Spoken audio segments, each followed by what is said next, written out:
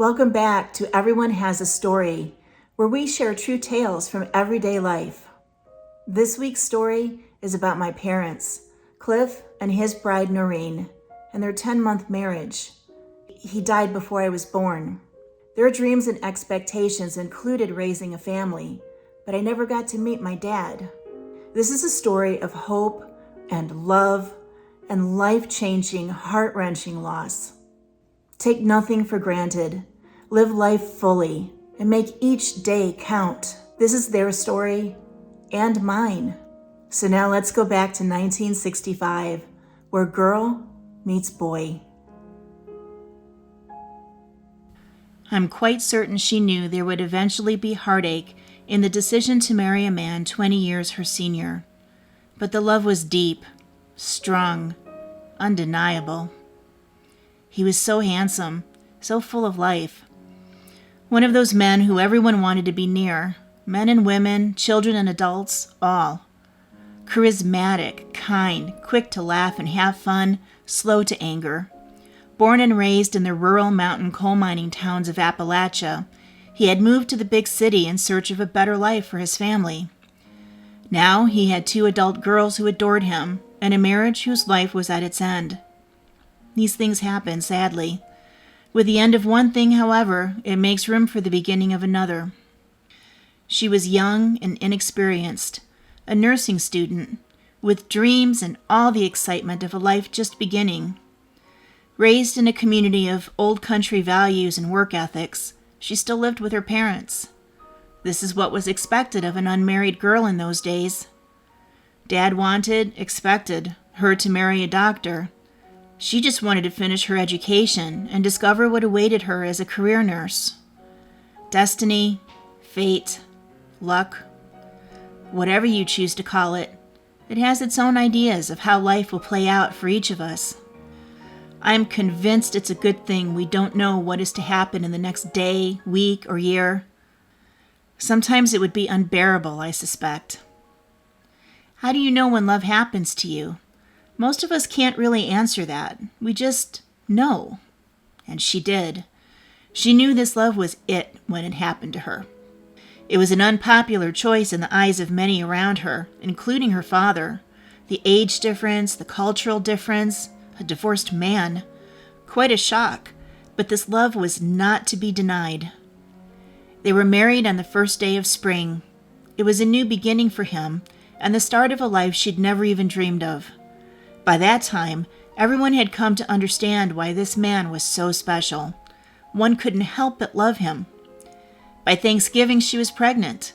So much excitement. They talked and planned and picked out names. You see, he wanted this child so very much. Although he'd lost 2 boys when they were babies, and he'd raised 2 daughters already, he said he wanted a little girl who looked just like his lovely new bride. He enjoyed being a parent and couldn't wait to share his life and affection with a new child. The holidays came and went, a whirlwind of family and celebrating. The new year began, and they settled in to await the summer arrival of their precious gift. January 4th. It changed everything. A day that would haunt her heart for the rest of her life.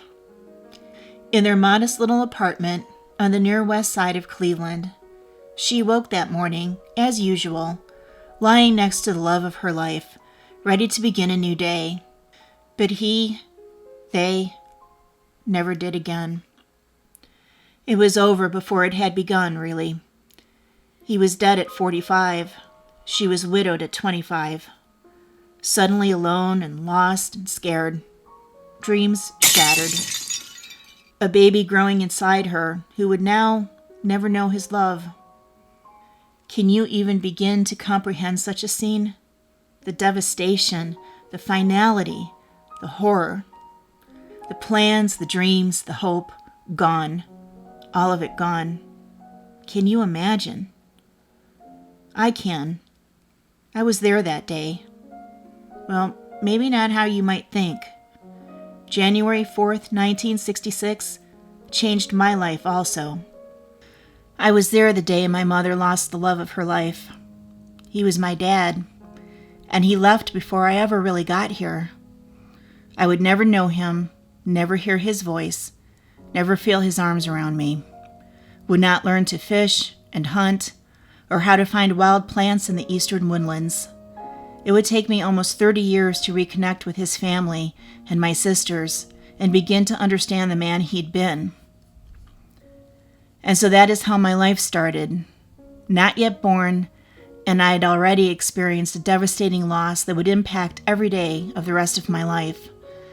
And I wish I could tell you that that was the only loss I knew, but unfortunately, loss is something I've come to know all too well in my 5+ decades. But that is not the message I want you to take from this narrative. No, I've had an extraordinary life so far. It's not been very conventional by any means, but it has been memorable. It took me a long time to realize abandonment wasn't around every corner, or perhaps I should say, to accept the idea. I still struggle with a very deep fear of loss. But with every negative, there is a positive, and it has taught me to live with no regrets. And that, in turn, has allowed me to know the value of every relationship and all the emotion that accompanies them. Love, laughter, angst, disappointment, excitement, hope, all of it. Leave no words unspoken, my friend. Do not assume you nor anyone around you is guaranteed tomorrow or even the next moment. Life moves fast, and it changes in a heartbeat, literally. We are all one heartbeat away from goodbye. Live with no regrets. Say yes to the experiences that call to you. Say yes to the people who excite you.